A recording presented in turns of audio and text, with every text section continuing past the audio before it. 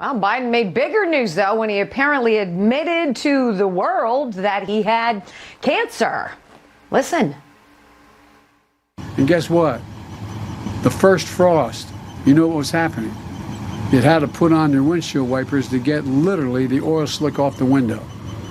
That's why I and so damn many other people I grew up have cancer. What? Was that just another Biden gaffe, or did he literally just say that he and others he grew up with all have cancer? Oh my, let me bring in my panel. Joining me now, David Harris Jr., the host of the David Harris Jr. Show and podcast, and also Karoline Leavitt, who is running for Congress from New Hampshire. I want to welcome both of you. David, I'm going to let you swing at that one first. What did you take away from the president saying that? You know, I don't know if he's trying to make a silent omission of some kind or another. You never know exactly what's going through his mind because nothing coherent ever seems to come out of his mouth.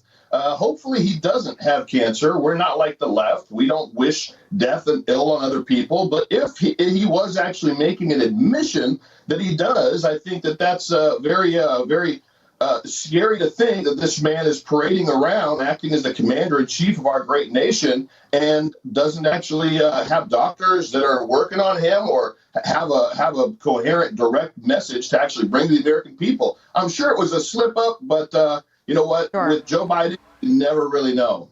It's I know, right? It's up in the air. I agree. All right, Karoline, you're up at the plate. Take a swing. Go. What do you think about it?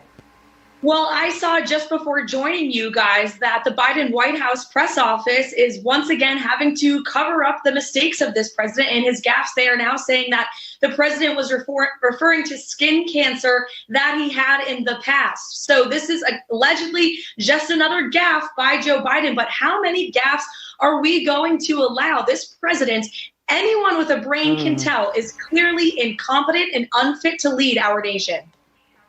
Right on. I agree. All right, Karoline, since you're running for office, I want to ask you, give me something more important than climate change that your constituents are worried about in the great state of New Hampshire. I could give you about 100 different priorities that Congress and the White House should be focusing on other than their manufactured climate crisis that does not exist. They just allocated another $2.3 billion to this crisis, again, that does not exist. And that's just going to add to the crises that actually do exist, that my voters here in New Hampshire care about, such as record high inflation, 9.1%, such as energy independence, which we are completely lacking, with gas prices skyrocketing through the roof, such as our open border with fentanyl pouring into my state, our communities, killing young people across this country at record rates. These are the problems that the Biden White House should be focusing on. Instead, they're trying to change the narrative away from those issues that the American people truly care about because they don't want to offer real solutions. So they're talking about stuff that does not matter, including this climate crisis, which, by the way, it's just summertime. It's always hot this time of year. This is a bunch of BS from the Biden White House to distract and hopefully win back Congress. This is interesting.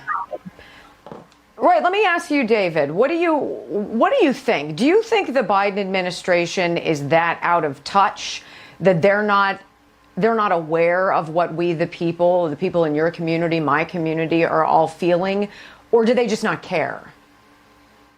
I personally think, Wendy, they just absolutely do not care. We are the peasants. They're trying to run this like a kingdom, and Joe Biden is king. I think he's pushing the envelope to see just how much pushback he'll actually get. You know, my concern is that he would try to use the stroke of a pen to initiate, something to push this new Green Deal, the Green New Deal through. My question is also, would he begin to act like these European governments in Sri Lanka, where they basically called an all-out war on farmers, which has caused an absolute food shortage in those countries and chaos? I don't put anything past it. I think it's all ultimately to push the Great Reset here in the United States of America, and they're doing their damnedest to do it as fast as they can because they're afraid of the midterms and they know they're going to get slaughtered in 2024. So they've got to push as hard as they can that socialism lever to try to get to the Great Reset and usher in this utopia that Charles Schwab talks about, where we're not going to own anything in 2030 and we'll be happy about it. That's exactly what their agenda is. You're going to love that, selling everything you have at the pawn shop if you haven't already because you can't pay your electric bill. Karoline, I want to ask you this. Did you guys also just kind of throw up a little bit when you heard him take a victory lap over the decreasing of gas prices? I was like, yo, they doubled and then some under you. That you're giving us $25 a month back is not something to be talking about. By the way, where's our baby formula? Karoline, go.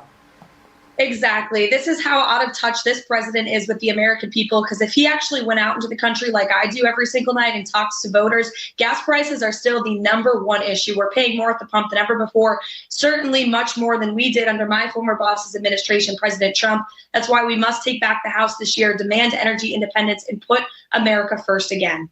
What do you think is the most number one thing that you want this president to address that people in your community need to know about? Well, I agree with David that election integrity must be an utmost priority for everyone running for office, but it does have to happen at the state and local level. We have to take a serious look at our election laws across this nation. It keeps me up every night as a candidate, I'll tell you. But inflation is the number one issue I'm hearing from voters. Amen. And that is going to continue if this president wants to spend billion more of our tax dollars. They're offering no solutions. Neither is the Democrat incumbent that I'm up against here in New Hampshire, which is, again, why we need to elect true fiscal conservatives that are not going to allow DC to spend more of our tax dollars without slashing this uncontrolled spending. It's the only way we'll see this inflation go down. Right. I agree with you guys entirely. And we're bankrupting the next generation, 100%. David Harris Jr. and Karoline Leavitt. Appreciate your time tonight, you guys. Thank you so much for your view and your expertise. All right.